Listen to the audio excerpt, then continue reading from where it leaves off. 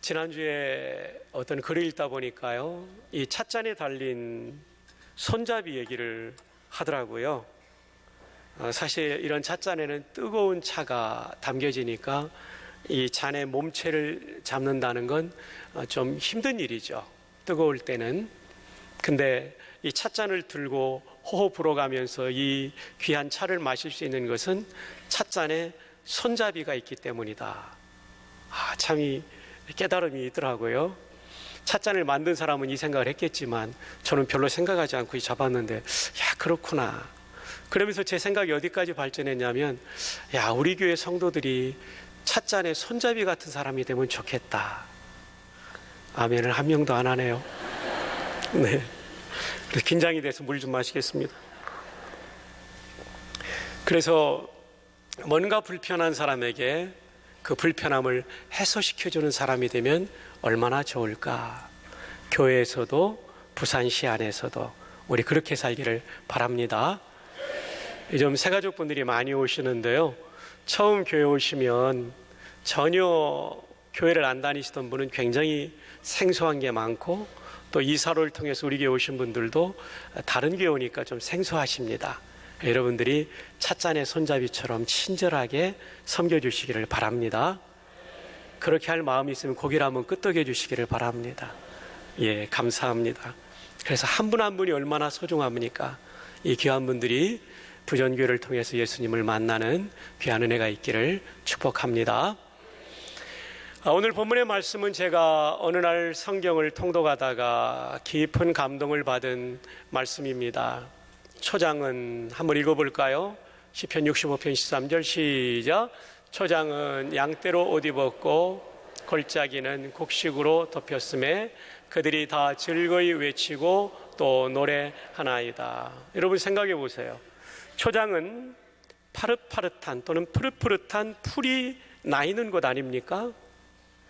양들이 아무리 많다 하더라도 이곳저곳에 푸른 풀의 모습이 눈에 띄는 게 초장입니다. 근데 이 초장은 양들이 얼마나 많은지 풀이 보이지 않고 양만 보인다는 얘기입니다. 그래서 얼마나 많은지 초장은 양떼로 옷 입었고, 제가 옷 입으려고 하니까 제 살이 안 보이는 것처럼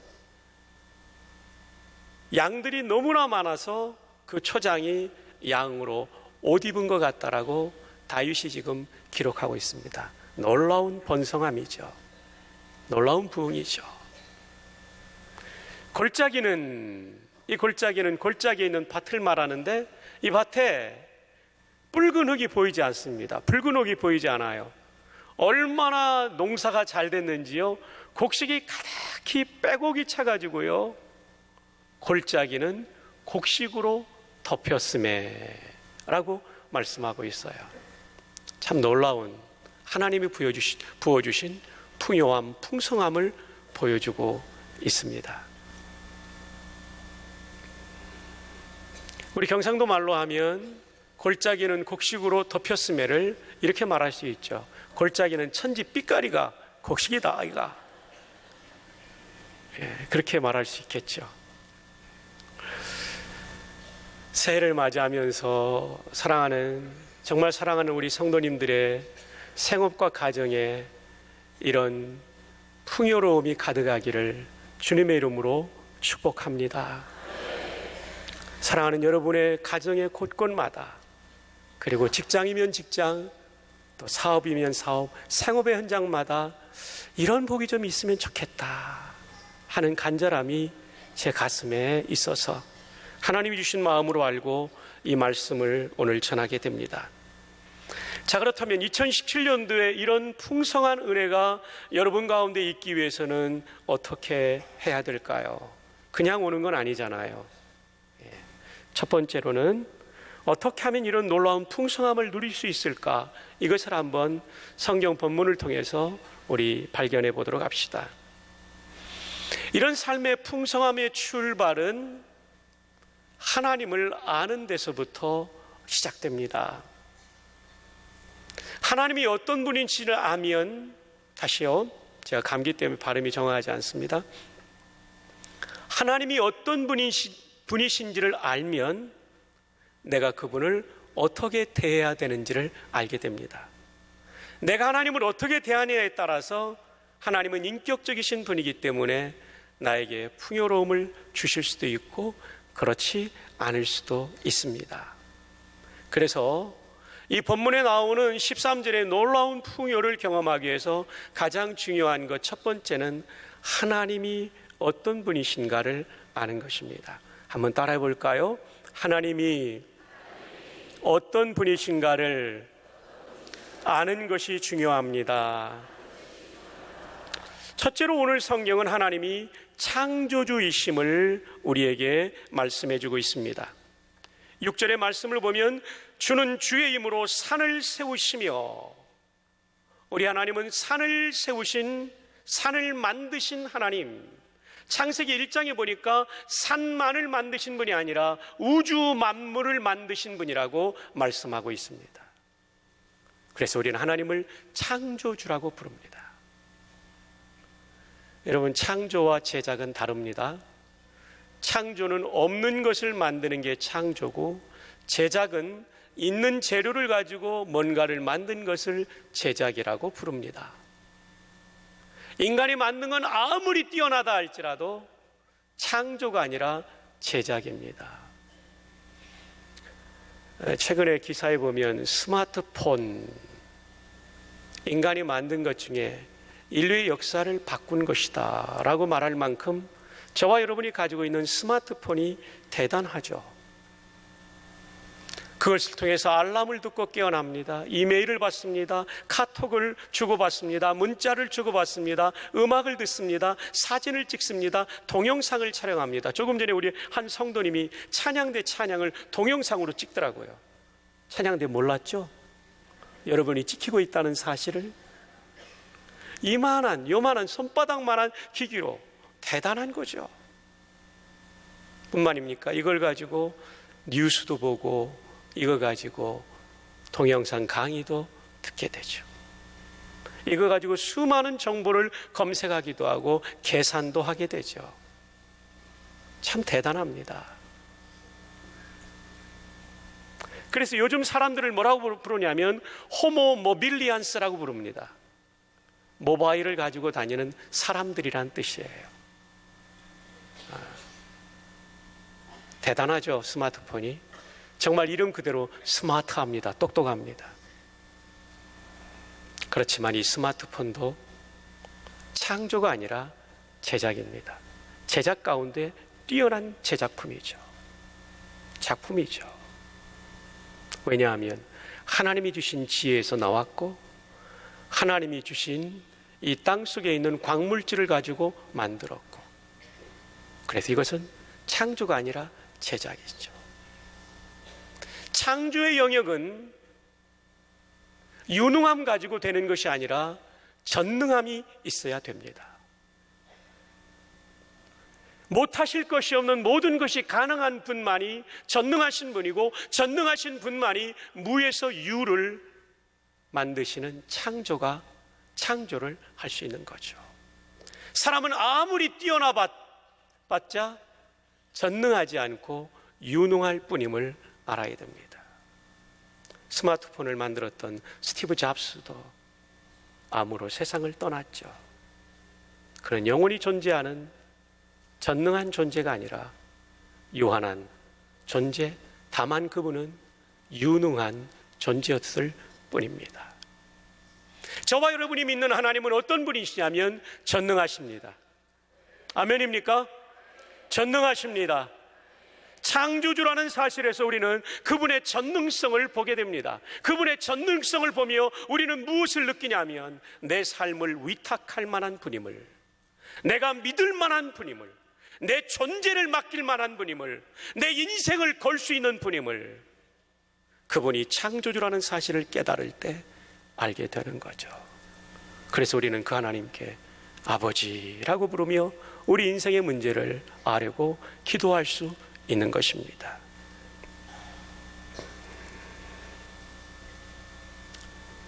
스마트폰 얘기를 좀 더 한다면 스마트폰이 참 편리하고 좋은데요, 스마트폰은 하나님이 주실 수 있는 영생을 줄 수는 없습니다. 하나님이 주실 수 있는 내 마음의 그 깊은 고민을 해결해 줄 수는 없습니다. 스마트폰을 만든 사람도 전능하지 않고, 스마트폰도 이 세상에 인간이 만든 최첨단의 어떤 과학기기도 전능할 수 없습니다. 오직 하나님만이 전능하십니다. 그래서 이 전능하신 하나님을 알게 되면 우리는 찬양하지 않을 수가 없는 것이죠. 그래서 우리가 이 전능하신 하나님을 높이고 기도할 때 어떤 결과가 지어지냐면, 초장은 양떼로 옷 입고 골짜기는 곡식으로 덮이는 풍성한 은혜를 그 전능하신 하나님이 우리에게 주실 줄로 믿습니다. 오늘 새해 두 번째 주간에 이 전능하신 하나님을 다시 한번 바라보고 이 하나님을 나의 하나님으로 굳게 믿는 이 아침이 되기를 주님의 이름으로 축복합니다. 둘째로, 오늘 본문의 하나님은 창조주일 뿐만 아니라 관리자요 통치자이신 하나님을 보여주고 있습니다. 하나님께서는 우주 만물을 만드신 다음에 네가 알아서 움직여라, 이런 분이 아닙니다. 오늘도 이 우주를 움직이고 계시고 그리고 다스리고 계시는 분입니다. 시편 65편 7절에 보면 바다의 설렘과 물결의 흔들림과 만민의 소요까지 뭐 하신다고요? 진정하시나이다. 이렇게 다스린다는 얘기입니다. 우주 만물을 다스릴 뿐만 아니라 사람들의 마음을 다스린다. 9절에 보면 땅을 돌보사 물을 대어 심히 윤택하게 하시며 하나님의 강에 물이 가득하게 하시고 이같이 땅을 예비하신 후에 그들에게 곡식을 주시나이다. 땅을 돌보시는 하나님, 관리자요 통치자이십니다. 10절 여러분 시작. 물을 넉넉히 대사 또 단비로 부드럽게 하시고 그 싹에 복을 주시나이다. 우리가 농사 지을 때 밭고랑에 물을 넉넉히 데워주시는, 단비를 내려주시는 하나님의 은총. 하나님은 관리자이시며 통치자이십니다. 11절에 이 11절의 말씀을 주의하면서 참 감동이 되었습니다. 주의 은택으로 한 해를 관시우시니, 한 해 동안 농사를 하나님께서 은택으로, 이 은택이라는 말은 히브리 말에 토바인데 좋다라는 뜻입니다. 한 해 동안 좋은 것으로 햇빛도 주시고 단비도 주시고 우리로 하여금 건강하게 하셔서 이 농사를 잘 지을 수 있도록 도와주신 이 모든 것을 은택이라는 말로 담았는데, 히브리 말의 원뜻은 좋은 것으로, 이 모든 좋은 것을 하나님께서 한 해 동안 베풀어 주셔서 주의 길에는 기름방울이 떨어진다는 얘기는 풍성한 열매가 맺혔다는 것인데, 그 앞에 나오는 표현이 기가 막혀요. 한 해를 뭐 씌우시니? 관 씌우시니. 이 관이 영어 성경에 크라운, 왕관이라고 되어 있습니다. 하나님께서 왕관을 씌워주셨다. 이게 무슨 말입니까? 다윗은 아주 대단히 감성적인 시인이었습니다. 가을이 되었습니다. 온 들녘에 농토에 황금 물결이 일렁입니다. 마치 왕관의 뾰족뾰족한 부분이 보이는 것처럼 황금색으로 바뀐 들녘에 이곳저곳에 뾰족뾰족 더 길게 자라난 이삭들을 바라보면서 그는 마치 온 들녘이 왕관처럼 보인 것입니다.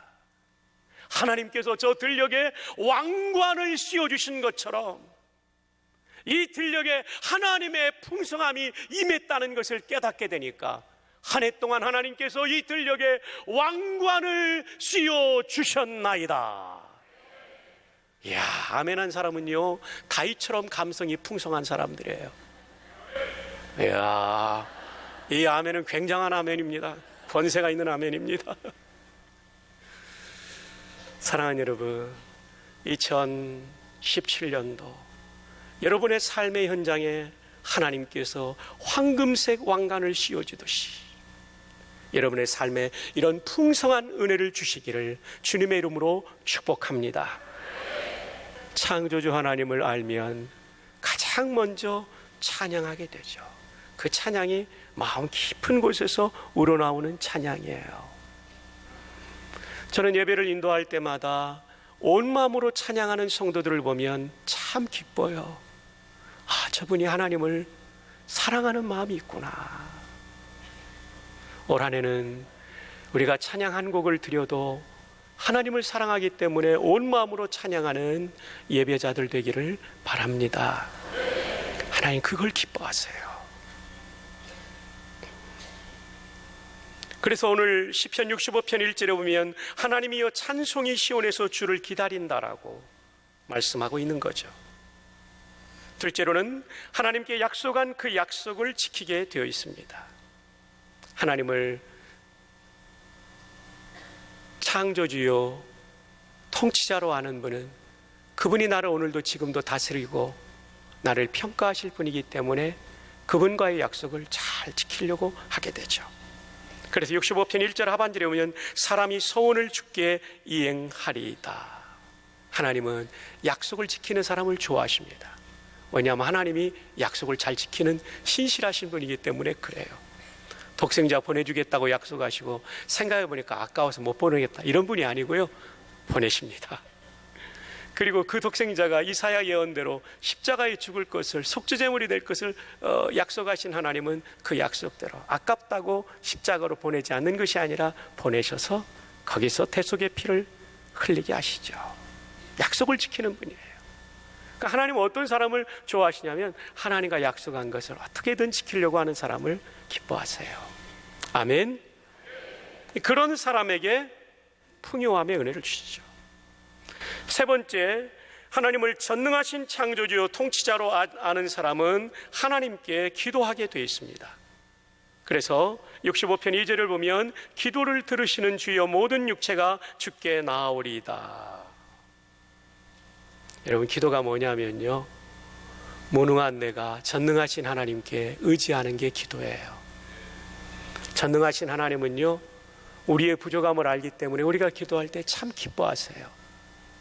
그래서 마태복음 7장 11절에 보면 너희가 악한 자라도 좋은 것으로 자식에게 줄 알거든 하물며 하늘에 계신 너희 아버지께서, 한번 따라해 볼까요? 하늘에 계신 너희 아버지께서 구하는 자에게 좋은 것으로 주시지 않겠느냐.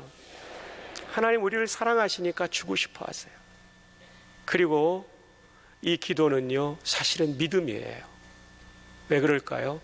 하나님의 전능하심, 창조주이심, 통치자이심을 믿으면 기도하게 돼 있어요. 기도 안 한다는 얘기는 하나님 안 믿는다는 얘기입니다. 하나님 무시한다는 얘기입니다. 하나님께 기도하지 않아도 잘 살 수 있다는 것은 영적인 교만인 거예요. 여러분, 모쪼록 하나님을 기도함으로 그 하나님을 높이는 우리 되기를 바랍니다. 여러분, 우리 교회 특세 40일 특세에 많은 분들이 나오셨어요. 그러나 제 바람은 특세보다 특세도 많이 나와야 되겠지만 평일 새벽 기도가 많이 나오는 교회 되면 좋겠어요. 왜냐하면 신앙은 한 번의 캠페인이 아니라 신앙은 삶이기 때문에, 신앙 생활이기 때문에 생활화된 기도가 능력입니다. 이제 우리가 한 주 후에는 신년 특세가 열리게 되는데 일주일입니다. 어떤 분하고 얘기를 나눠다 보니까 목사님 일주일, 우리는 40일도 했는데요, 7주간도 했는데요. 정말 이번 신년 특세에는 우리 모두가 가볍게 다 나오기를 바랍니다. 아멘. 제가 지난주에 한 가정 얘기를 들었어요. 30대 후반의 젊은 부부인데 이번에 40일 개근을 하셨는데 이번에 그 가정이 아주 중요한 어떤 일을 오픈하는 일이 있었어요. 그래서 참 그 부부가 기도하는 가운데 하나님 은혜로 그 일이 잘 열리게 됐어요. 근데 놀라운 사실은 6살 난 딸이 40일에 개근했다는 거예요. 엄마 아빠가 중요한 일 하니까 이 어린 것이 엄마 아빠 저도 새벽기도 나갈래요. 근데 이 아이가 2번이나 크게 아팠대요.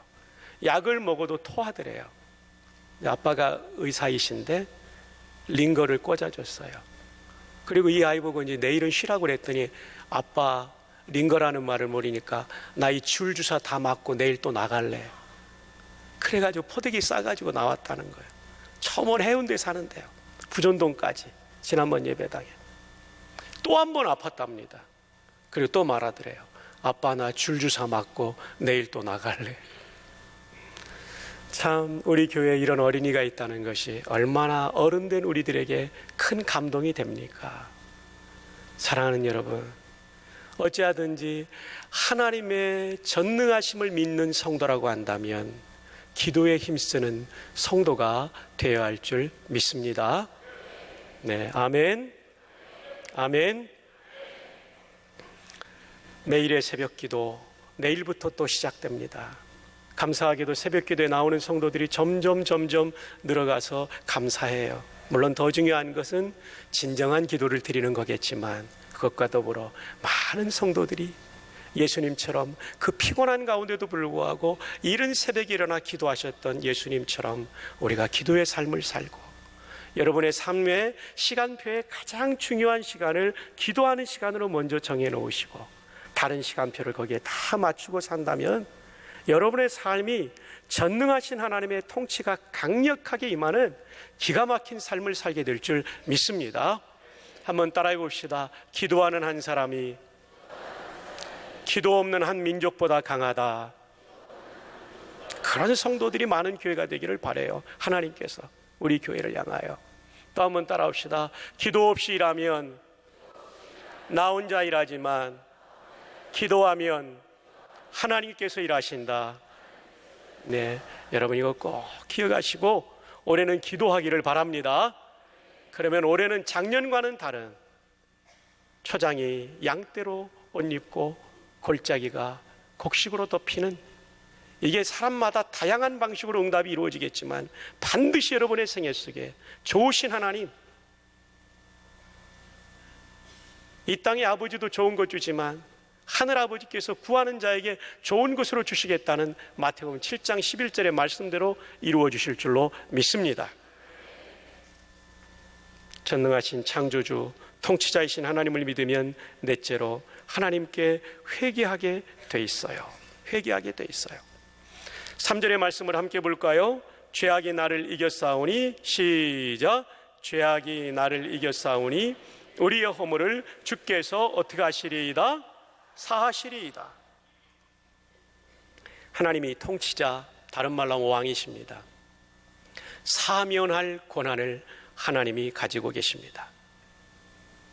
여러분, 죄란 무엇이냐면 왕이신 하나님이 우리에게 하라고 한 것을 하지 않은 게 죄입니다. 두 했는데 하지 않은 거예요. 또 죄가 뭐냐면 하나님이 하지 말라, don't 한 것을 해버린 거예요. 하지 말라고 한 것은 해버렸으며 하지 말, 말이 꼬이고 있죠, 그죠? 예. 하라고 한 것은 하지 않았으며 하지 말라고 한 것은 해버린 거예요. 여러분도 이 앞에 서면 이렇게 헷갈릴 때가 있다는 사실을 알게 될 겁니다. 제가 헤매면 여러분 얼마나 기쁘세요, 그죠? 예. 평소에 안 헤매니까. 하라고 한 것 안 하고 하지 말라고 한 것이 죄예요. 이것 때문에 하나님과 우리는 불편한 관계가 될 수 있어요. 근데 이 부분을 하나님 앞에서 잘못했습니다 라고 인정하면 하나님께서 그동안 막아두었던 복을 이제 풀어주시고 열어주시고 쏟아 부어주시는 거예요. 참 회개하는 자에게 소망을 주시고 진짜 회개하는 자에게 복을 주시는 하나님을 기억하시기를 바랍니다. 오늘 말씀을 기억하면서 꼭 여러분이 기억할 거, 회개해야 된다. 성경에 이런 말씀이 나오더라고요. 맨 뒤에 에스겔서 18장 30절로 가겠습니다. 제가 읽어드립니다. 주 여호와의 말씀이니라. 이스라엘 족속아, 내가 너희 각 사람이 행한 대로 뭐할지라. 예, 심판하시는 심판자 왕이십니다. 너희는 돌이켜 뭐하고요? 회개하고 모든 죄에서 떠날지어다. 그리한즉, 그렇게 회개하면 그것이 너희에게 죄악의 무슨 돌이 되지 않는다고요? 걸림돌이 되지 않는다고. 회개하지 않으면요, 내 인생에 걸림돌이, 장애물이 있는 거예요. 이쪽으로 가도 걸리고 저쪽으로 가도 걸리는 거예요. 근데 회개하면 하나님께서 장애물을 다 제거해 주셔서, 걸림돌을 제거해 주셔서 하나님이 열어주시는 평탄한 길을 걸어가게 되는 것입니다. 새해가 복되기 위해서는 잘못했던 거는 회개해야 됩니다. 그럼 하나님의 은혜가 임합니다. 이제 말씀을 마무리합니다. 하나님은 이 새해에 이 자리에 있는 우리 모든 성도님들과 방송을 통하여 이 말씀을 듣는 모든 믿음의 가족들에게 이런 복을 주시기를 원하는데, 이 복은 초장이 양떼로 가득히 덮이며 그리고 골짜기의 밭이 곡식으로 가득히 덮이는 풍성한 은혜를 주기를 원하십니다. 그런 은혜를 누리기 위하여 우리가 해야 될 것은 무엇입니까? 하나님을 전능하신 창조주요 내 인생의 통치자라는 사실, 그것을 분명히 기억하는 것입니다. 그리고 그 하나님을 찬양하는 진정한 예배자가 되어야 됩니다. 그리고 그분과의 약속을 신실하게 지켜야 됩니다. 세 번째, 무능한 우리가 전능하신 하나님께 엎드려 기도해야 됩니다. 그리고 잘못한 일을 회개하게 된다면 하나님께서 오늘 시편 65편 13절의 말씀처럼 한번 따라해 볼까요? 초장은 양떼로 옷 입었고 골짜기는 곡식으로 덮였음에 모든 사람이 즐거이 외치고 노래할 것입니다. 이 은총이 여러분의 가정과 생업 가운데 충만하시기를 주님의 이름으로 축복합니다.